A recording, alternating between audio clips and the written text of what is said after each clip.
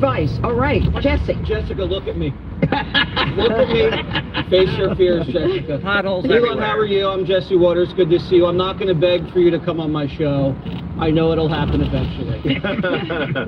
You said the other day you uncovered some evidence that there was massive Social Security fraud and that arrests were imminent. Yes. What can you tell us about that? And what can you tell us about what you've seen politicians do to make massive amounts of money off of the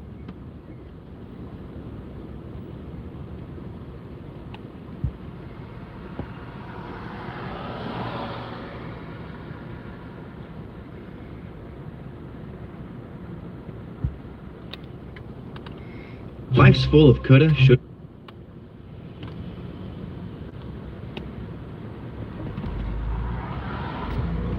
以色列3月17日重新开始 The 17th, when Israel launched massive assaults, over 1,000 Palestinians have been killed, including more than 300 children. The humanitarian situation on the ground has sharply deteriorated, with 2 million people deprived of essential supplies, and many facing the prospects of yet another displacement. In the past 2 days alone, Israel's military operations have forced over 100,000 people to flee Rafah. Gaza is plunging back into war. The priority now for the international community, especially the Security Council, is to step on the brakes before greater civilian casualties and humanitarian disasters occur. I will make 3 points. First, it is imperative to promote a lasting ceasefire. Now back to Trump's new tariffs. Let's get Peter Alexander back here, and he's going to bring us the latest. This morning, a historic escalation with President Trump launching his largest tariffs yet. And overnight, many countries vowing to respond after the president took his trade fight to nearly every nation in the world. It's our declaration of economic independence. In a flag-draped Rose Garden ceremony, the president announcing an across-the-board minimum 10% tariff on all trading partners except Canada and Mexico that already pay more. The tax on imports affecting everything from clothing and computers to TVs and toys. The president also imposing additional reciprocal tariffs on dozens of countries the White House says are ripping the U.S. off most. That means they do it to us and we do it to them. I like that. Very simple. China now facing a staggering new 34% tariff on its goods. Oh, that's the speech we were playing earlier, 20% live. Tariff already levied, and a 20% import tax on all products from the Got a whole European fucking Union. supermarket there. Those new Used to be a 25% Walgreens tariffs there. on imported vehicles also now in effect. And the president also ending exceptions for taxes on cheaper goods mailed into the U.S. that could mean higher costs for fuck kind of fans of flag is retailers that? like Shein It's like a and pink Temu. flag that looks The like White an House American saying it's flag, targeting but it's the pink, drug black, trade and from green. China. The Treasury Secretary yesterday urging other countries not to fight back. Do not retaliate. Sit back. I don't know the Take it in. copyrights to that But music, overnight, YouTube. China and the European Union warning they I could can't take control it. countermeasures Somebody's playing it out their against the United loudspeaker on a States. public The street. president insisting his tariffs will return jobs and factories to American soil. We will supercharge our domestic industrial base. But many White economists say the Castle went out of president's business. actions are certain to cost consumers. The Business Roundtable, made up of some of the top U.S. CEOs, warning the new tariffs risk causing major harm to American manufacturers, workers, families, and exporters. But some farmers believe short-term economic pain is worth it. I don't think we do have a lot to lose. I think we only have It's a nice something blue to gain. Camaro. See that blue Camaro coming at me? This one easy trick will save you. Sounds good too. Sounds real good.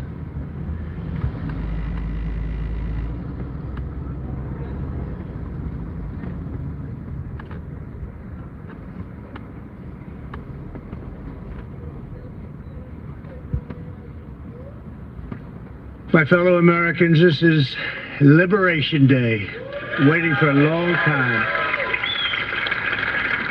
April 2nd, 2025 will forever be remembered as the day American industry was reborn, the day America's destiny was reclaimed, and the day that we began to make America wealthy again. Going to make it wealthy, good and wealthy. For decades, our country has been looted, pillaged, raped, and plundered by nations near and far, both friend and foe alike. American steel workers, auto workers, farmers, and skilled craftsmen, we have a lot of them here with us today.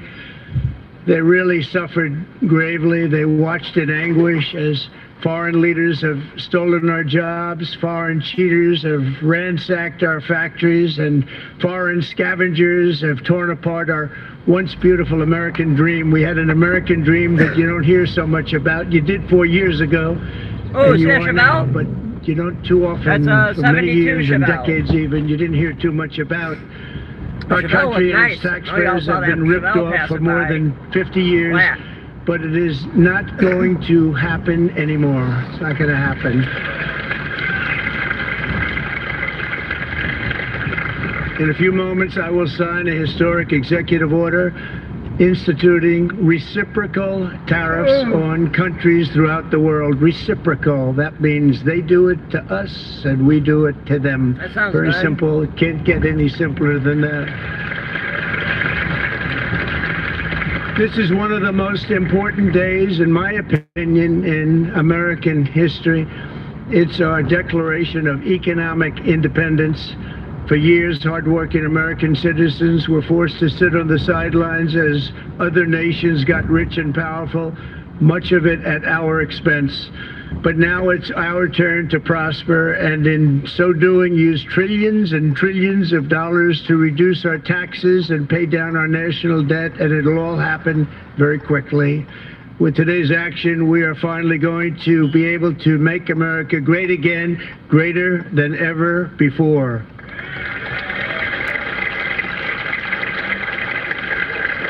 Jobs and factories will come roaring back into our country, and you see it happening already.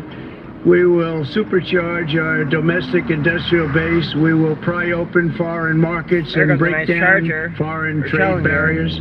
And ultimately, more production at home will mean stronger competition and lower prices for consumers. This will be indeed the golden age of America. It's coming back, and we're going to come back very strongly. We're pleased to be joined on this momentous occasion by Vice President J.D. Vance. J.D., thank you. Thank you. Thank you very much. Where are you, J.D.? No, that wasn't too hard to find. I was looking, you know, he likes to take a low-key attitude, so it'd usually be sitting right in front. He's gaining a lot of confidence, Mike, isn't he? And nearly my entire cabinet is here, as well as Speaker Mike Johnson, who's done an amazing job. And with the great success we had last night in Florida, we have a majority of 7. And 7's like a lot when we had it at 1, right? You've done a fantastic job. And many of the members of the House and Senate are with us. Senators, Congressmen, thank you all for being with us. We appreciate it. For decades, the United States slashed our trade barriers on other countries, while those nations placed massive tariffs on our products and created outrageous decimate our industries. And in many cases, the non-monetary barriers were worse than the monetary ones.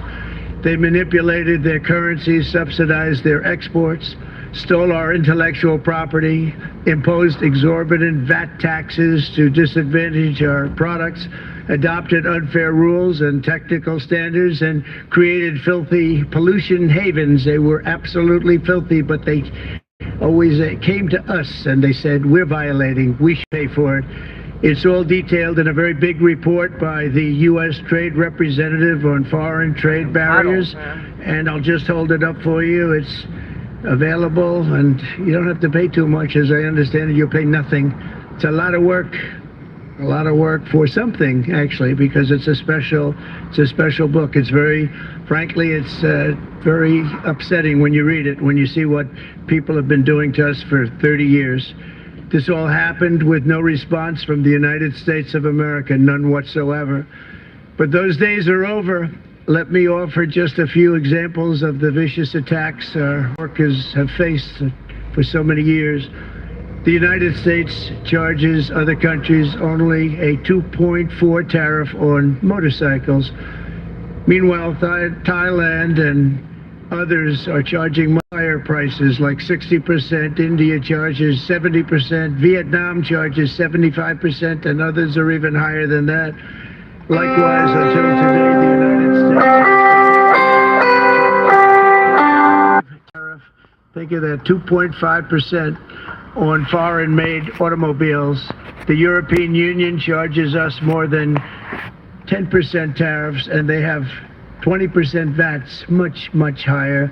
India charges 70%, and perhaps worst of all are the non-monetary restrictions imposed by South Korea, Japan, and very many other nations. As a result of these colossal trade barriers, 81% of the cars in South Korea are made in South Korea. 94% of the cars in Japan are made in Japan. Toyota sells 1 million foreign-made automobiles into the United States, and General Motors sells almost none. Ford sells very little. None of our companies are allowed to go into other countries. And I say that, friend and foe. And in many cases, the friend is worse than the foe in terms of trade. But such horrendous imbalances have devastated our industrial base and put our national security at risk. I don't blame these other countries at all for this calamity. I blame former presidents and past leaders who weren't doing their job. They let it happen, and they let it happen to an extent that nobody can even believe. That's why, effective at midnight, we will impose a 25% tariff on all foreign-made automobiles. Yeah, good. Big cars in America again. And bring back that, like, Chevelle we just saw, and do like Brian, the Camaro, I'd like bring to that have you back. come up here It's for a second. gas-powered cars. Okay. None of that electric I just see bullshit him like sitting. they He's did been on the a Corvette. fan of ours, and he understands this business a lot better than the economists, a lot better than anybody. Brian, say a few words, please, would you? Thank you, Mr. Thank you. It's a great honor to have you. Thanks. Thank you, Mr. President. I grew up just north of Detroit, Michigan, in Macomb County, known as the home of the Reagan Democrats. My first vote for president was for Ronald Reagan. I thought that was going to be the best president I ever saw in my lifetime until Donald J. Trump came along. I have watched my entire life, I have watched plant after plant after plant in Detroit and in the Metro Detroit area close. There are now plants sitting idle. There are now plants that are underutilized, and Donald Trump's policies are going to bring product back into those underutilized plants. There's going to be new investment. There's going to be new plants built. And the UAW members, and I brought 20 of them with me, they're sitting right over here. We support Donald Trump's policies on tariffs 100%. So do I. So, Mr. President, we can't thank you enough. And in 6 months or a year, we're going to begin to see the benefits. Hopefully I can't 6 wait months. to see what's happening 3 or 4 years down the road. Realistically, Thank you, it's Mr. gonna probably be President. like a year, realistically. What a great guy. He got it right from the beginning. He got it before almost anybody else. This group over there, they got it too. And, you know, we won the state of Michigan. We won almost all of them. But we won Michigan by a lot, and I want to just thank you all. The auto workers were fantastic. The Teamsters were fantastic. Everyone was pretty good, I will tell you. Thank you very much. I appreciate it. You're going to be very happy very soon, and you probably see what's happening with all of the, not only car companies, but car companies in particular. See it with all of the ones they're moving, they're announcing day in, day out. You're seeing it. Nobody's ever seen anything like that. With today's actions, we're also standing up for our great farmers and ranchers who are brutalized by nations There's all a over stolen the world. Mustang, I It's think, in this brutalized. parking lot. Is it still here? Canada, by the way, imposes I a don't know, but it's still there. 250 to Shit, looks 300% tariff on many of our dairy products. They do the first can of milk. Yeah, milk's way they do too the expensive. first little carton of milk at a very low price, but after that it gets bad, and then it gets up to 275, 300%. So when they're figuring what's Canada charging, they say, oh, about 2%, 3%. But take a look at what happens down the road. When you look a little bit, it's not a pretty picture, and we don't like it, and it's not fair. It's not fair to our farmers. It's not fair to our country. And with countries like Canada, you know, we subsidize a lot of countries and keep them going and keep them in business. In the case of Mexico, it's $300 billion a year. In the case of Canada, it's close to $200 billion a year. And I say, why are we doing this? Why are we doing this? I mean, at what point do we say, you got to work for yourselves, and you got to, this is why we have the big deficits, this is why we have that amount of debt that's been placed on our heads over the last number of years, and we're really not taking it anymore.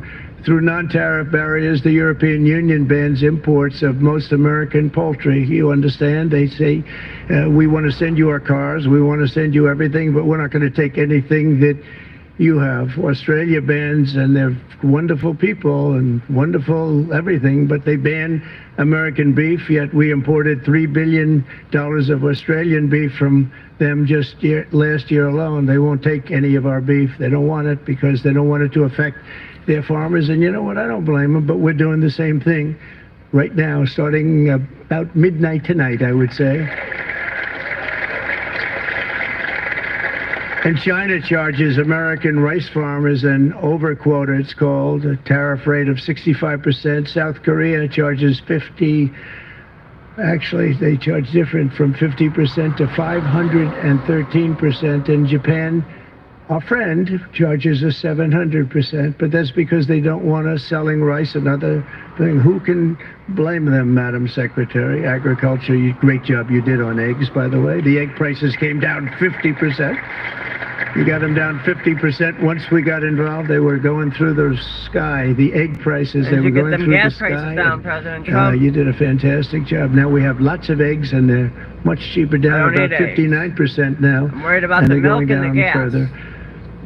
We charge 2.8% for so many things that other countries are charging 200%, 300%, then 400% for. If imposing tariffs and protective barriers made nations poor, then every country on earth would be racing to eliminate these policies, and China would be the first on line. They run a very strong country, but they're not first in line, and the American people are paying a very big price. From 1789 to 1913, we were a tariff-backed nation, and the United States was proportionately the wealthiest it has ever been. So wealthy, in fact, that in the 1880s, they established a commission to decide what they were going to do with the vast sums of money they were collecting. We were collecting so much money so fast, we didn't know what to do with it. Isn't that a nice problem to have? I wish I had that problem. Marco would love that problem.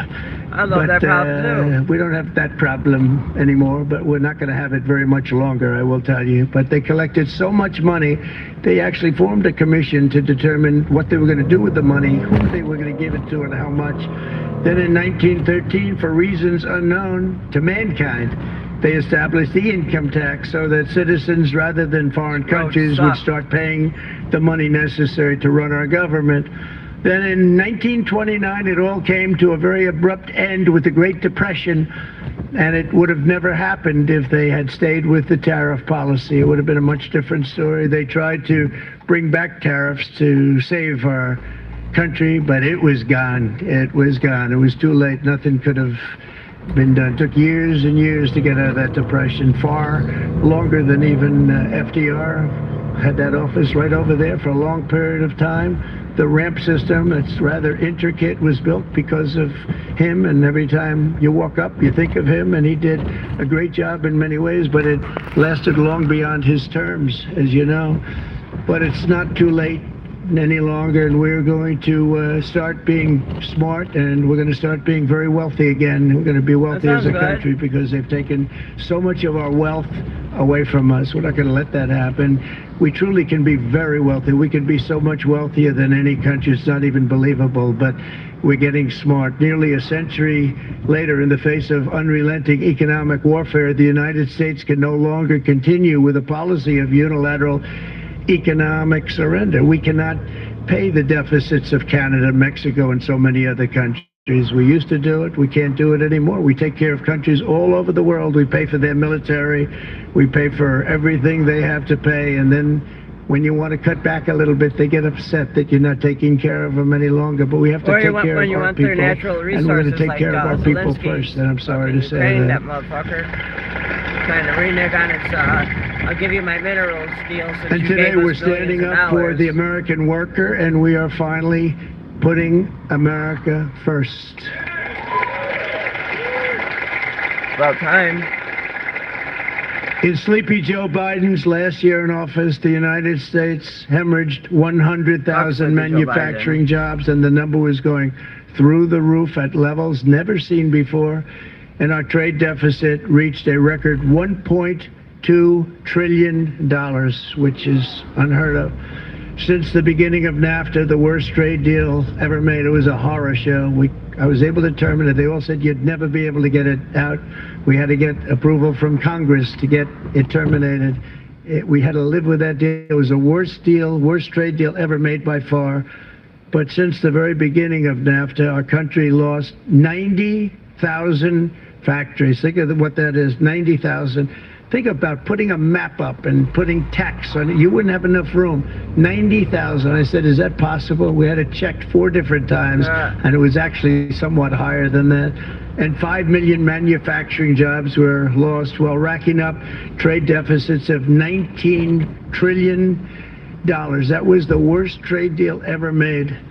As a result of these gigantic losses, foreign nations now own $26 trillion more of American assets than including farmland. than the I don't know if he's Americans including own of farmland, their but I'm own throwing foreign farmland in assets there. or other foreign assets. The United States can no longer produce enough antibiotics to treat our sick. We have a tremendous problem. We have to go to foreign countries to treat our sick. If anything ever happened from a That's war fucking standpoint, crazy. we wouldn't be able to do it. We import virtually all of our computers, phones, televisions, and electronics. We Yeah, used make to phones dominate great the again, field, made and in now America. we import it all from different countries. A single shipyard in China now produces more ships every year than all of the American shipyards combined. Think of that. And it was a business that we used to dominate. We used to dominate it totally. In short, chronic trade deficits are no longer merely an economic problem. They're a national emergency that threatens our security and our very way of life. It's a very great threat to our country. And for these reasons, starting tomorrow, the United States will implement reciprocal tariffs on other nations. It's been a long time since we even thought of that. We used to think about it a lot. We didn't think about it for many decades, and you see what's happened. For nations that treat us badly, we will calculate the combined rate of all their tariffs, non-monetary barriers, and other forms of cheating. And because we are being very kind, we're kind people, very kind. You're not so kind when you got ripped off for your salaries. My auto worker friends and my Teamster friends and all of the unions that typically voted Democrat, they're not voting Democrat anymore because worker, whether union or non-worker, they're for the Republicans now. That's what happened. But we will charge them approximately half of what they are and have been charging us. So the tariffs will be not a full reciprocal. I could have done that, yes, but it would have been tough for a lot of countries who didn't want to do that. I'd like to see the chart if you have it. Could you bring it up, Howard? This is our great Secretary of Commerce, Howard Lutnick. Thanks, Howard. So, if you look at that, China, first row, China, 67%. That's tariffs charged to the USA, including currency manipulation and trade barriers. So 67%, I think you can, for the most part, see it. Those with good eyes, with bad eyes. We didn't want to bring, it's very windy out here, we didn't want to bring out the big charts because it had no chance of standing. Fortunately, we came armed with a little smaller chart. So it's 67%, so we're going to be charging a discounted reciprocal tariff of 34%. I think, in other words, they charge us, we charge them, We're we not charge even them less. charging So them how close can to, anybody we're be barely upset? charging them half of what they're They charging will us. be because we never charge anybody anything, but now we're going to charge. European Union, they're very tough, very, very tough traders. You know, you think of European Union, very friendly, they rip us off. It's so sad to see. It's so pathetic. 39%, we're going to charge them 20%, so we're charging them essentially half. Vietnam, great negotiators, great people. They like me, I like them. The problem is they charge us 90%. We're going to charge them 46% tariff. Taiwan, where they took all of our computer chips and semiconductors. We used to be the king, right? We were everything. We had all of it.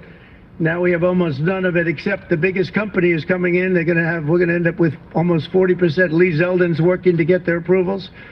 And it's an amazing company. Mr. Wei, of one of the great companies of the world, actually. They're coming in from Taiwan, and they're going to build one of the biggest plants in the world, maybe the biggest for that.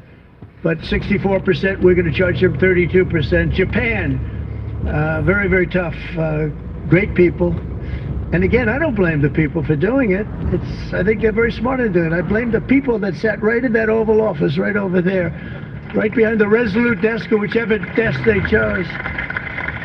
Japan, 46%. They would charge us 46%, and much higher for certain items like cars, little items like cars. 46%, we're charging them 24%. India, very, very tough, very, very tough. The Prime Minister just left. He's a great friend of mine, but I said, you're a friend of mine, but you're not treating us right. They charge us 52%. You have to understand, we charge them almost nothing for years and years and decades. And it was only 7 years ago when I came in, we started with China and charged them. We took in hundreds of billions of dollars from China in tariffs. And they understood, honestly. President Xi understood. He said, look, I understand. And the other countries, and they all understand. We're going to have to go through a little tough love, maybe, but they all understand. They're ripping us off, and they understood it. Prime Minister of Japan, Shinzo Abe. He was a fantastic man. He was unfortunately taken from us, assassination.